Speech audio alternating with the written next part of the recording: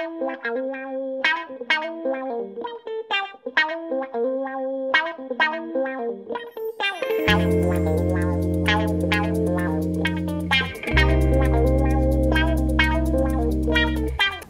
dut zer diren ureko hondakinak.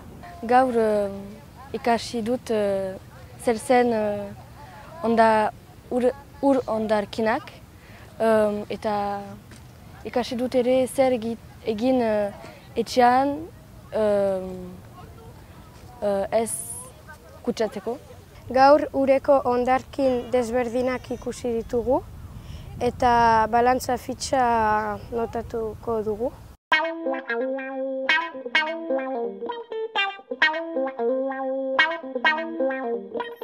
Gehien gustatu zaidana filma ikusi dugun gauza hondakinekin. Gehien gustatu zaidana da hondartzara joatea ur hondarkinak hartzeko. Gehien gustatu zaidana da hondartzara etorri ura hondarkinak biltzeko.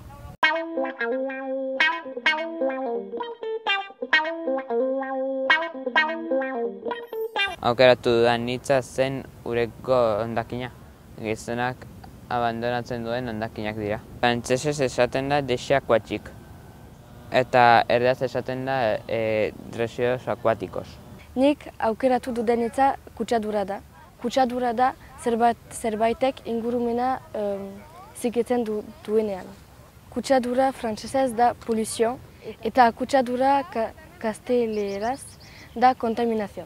Nik aukeratu dudan hitza itsasertza da. Itsasertza edo kostaldea da itsasoaren parean den lerroa.